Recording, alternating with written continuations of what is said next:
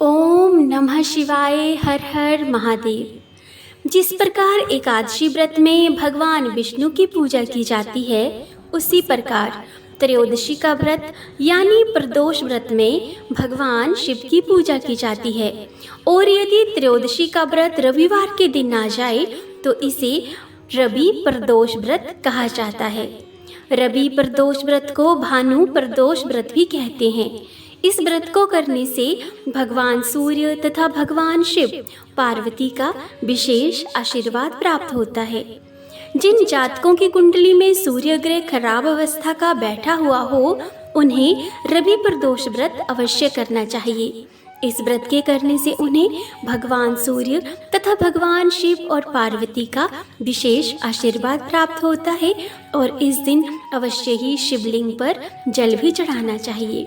सूर्य ग्रह के लिए लाल रंग का विशेष महत्व है, अतः उनकी पूजा के लिए लाल रंग के फल, फूल, मिठाई, वस्त्र आदि का उपयोग किया जाता है।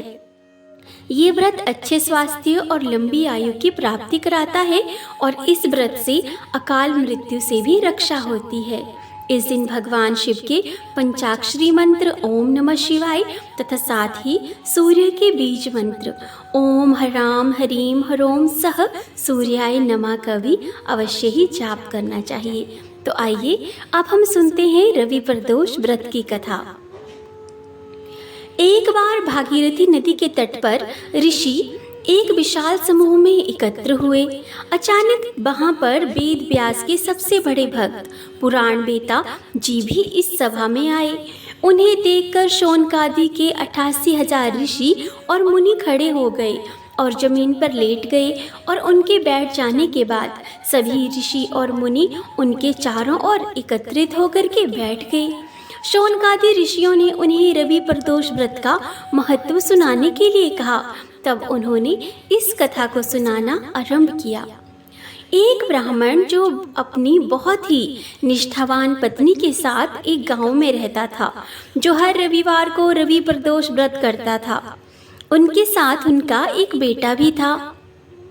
एक समय जब वे गंगा स्नान के लिए गया था तो दुर्भाग्यवश रास्ते में उसे चोरों ने पकड़ लिया और उससे कहा कि यदि वे उन्हें उस स्थान के बारे में बता दे जहां उसके पिता अपने घर में गुप्त खजाना रखते हैं तो वह उसे बिल्कुल नहीं मारेंगे।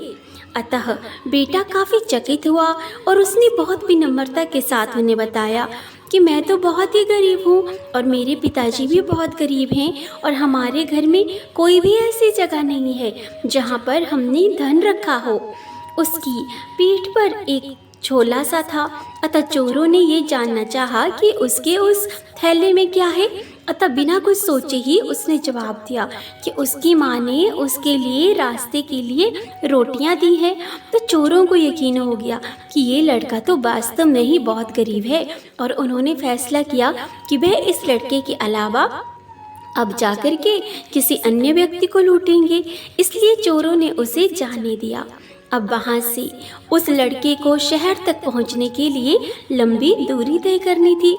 शहर के पास एक बट वृक्ष था और वह लड़का उस बट वृक्ष की छाया में सो गया। उसी समय उस शहर की रखवाली करने वाले सैनिकों का समूह चोरों की तलाश में बट वृक्ष के पास पहुंच गया। जब उन्हें कोई नहीं मिला तो उन्होंने उस लड़के को चोर मानते हुए उसे अपनी हिरासत में ले लिया। अब राजा ने उसकी दलीलों को नहीं सुना और उसे जेल में बंद कर दिया। जब बेटा समय निर्धारित अवधि में वापस नहीं आया तो माता और पिताजी को बहुत चिंता हो गई। अगले दिन रवि प्रदोष व्रत था और हमेशा की तरह उस महिला ने व्रत रखा।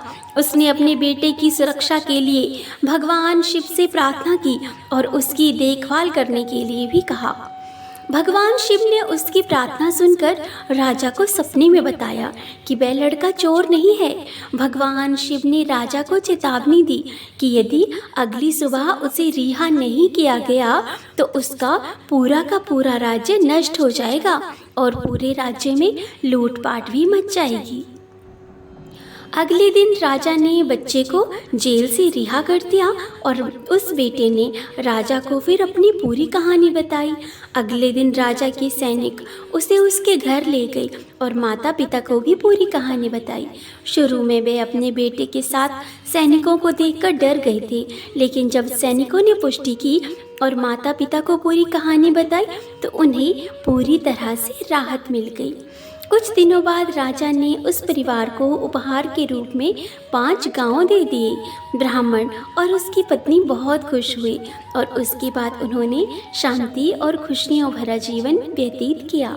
अतः जो भी कोई ये व्रत रखता है या आज के दिन इस व्रत की कथा को सुनता है तो भगवान शिव के अनुसार एक सुखी, स्वस्थ और निश्चल जीवन जीता है। तो हे भोलेनाथ जी, आज के दिन जिसने भी इस कथा को कहा है और जिन्होंने भी इस कथा को सुना है उनके जीवन में सुख शांति अवश्य दीजिएगा। हर हर महादेव।